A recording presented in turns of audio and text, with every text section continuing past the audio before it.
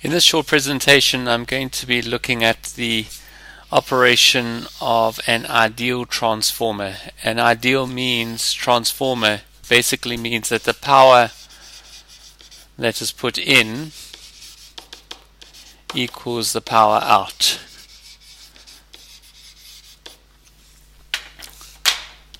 And to do this, we're going to use again the PowerPoint. So I'm going to bring back the PowerPoint, and we have this diagram of a simple transformer. Now, just a few terms to get to realize. This is your input. This is the power that is coming in. It's 2 volts, and it's got a current, and the product obviously of your power in. Your power in is equal to your VI or your V, let's call it VP IP, the P coming from the idea of primary coil, and your P out would be the VSIS, again the S coming from this idea of the secondary coil. So we'll have a look at that. Now, just the operation of the transformer, you need an AC current for this to operate. A transformer will only operate using AC. In other words, you need an alternating current, you need a changing current which induces a changing magnetic field, because from Faraday's law we can see that only with a changing alternating current can we produce a changing magnetic field which will induce a changing EMF here. If the magnetic field is constant, there is no induced EMF. Here we have this idea of a laminated soft iron core. Now, this word soft over here doesn't mean that the iron is soft in the regular sense, but it means that it's magnetically soft.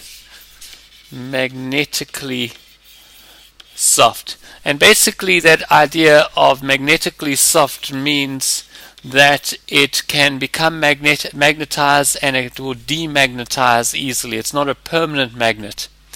So what happens overall when we look at it is that the changing current in the primary coil induces a magnetic field in the soft iron core, which is transferred through the secondary coil. You get a changing magnetic field here, a changing I'm going to call it a changing B field, magnetic field, which induces a current in this secondary coil.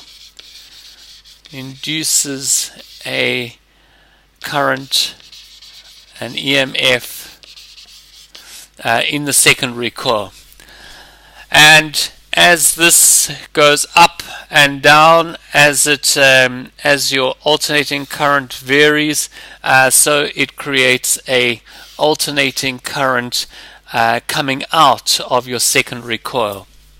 So this is basically how it works. Now, the advantage of a transformer, you may be wondering, well, what do we do this for? By varying the number of turns, you can see here we've got 100 turns and we've got 400 turns. By changing the number of turns, we can vary the ratio of the current and the voltage. Then if that's making any sense, I can't really write down there. So as you change this ratio of the number of turns, you actually change the ratio of between the voltage and the current within the primary coil and the secondary coil. Let me bring up here this formula over here. This is the formula that we work from.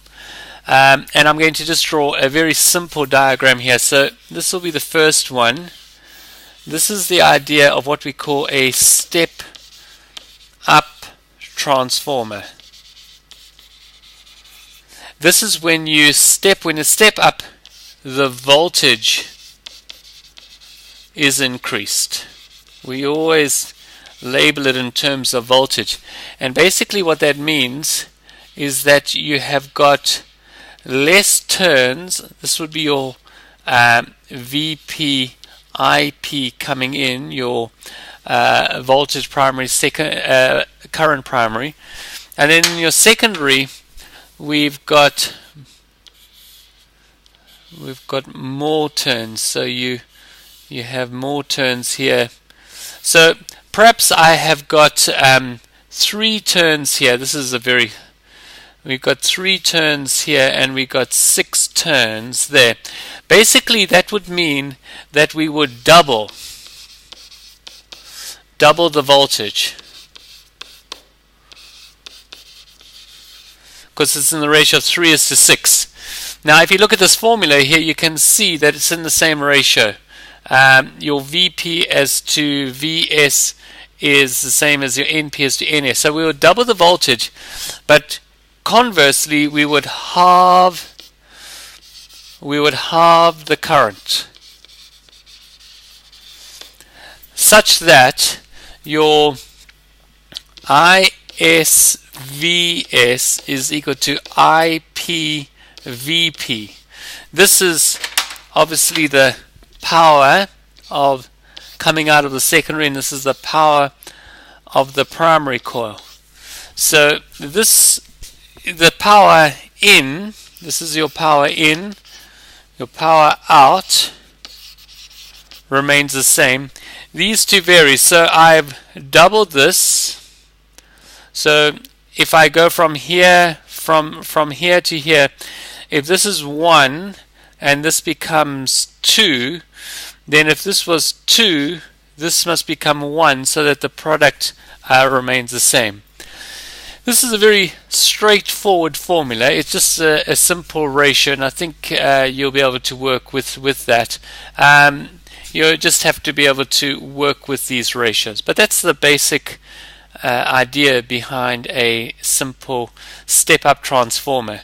Now, conversely, for a step-down transformer, I'll just go through the process again. Maybe that will help you. For a step-down transformer, we've got the reverse situation. We've got our soft iron core. Now in our primary coil, you have more turns in your primary coil than your secondary coil. So maybe here you have 6, and there you have 3 turns, 6 turns. Now here, if this is your VP and this is your IP coming in, and your VS and your IS coming out, your VP is going to be double the VS. This would equal 2. You'd actually halve. This is a step down transformer. I'm running out of space. And conversely, also your IP would double to your IS. Again, you're going to have that your IPVP is equal to ISVS. That remains the same for your ideal transformer. Okay, thank you.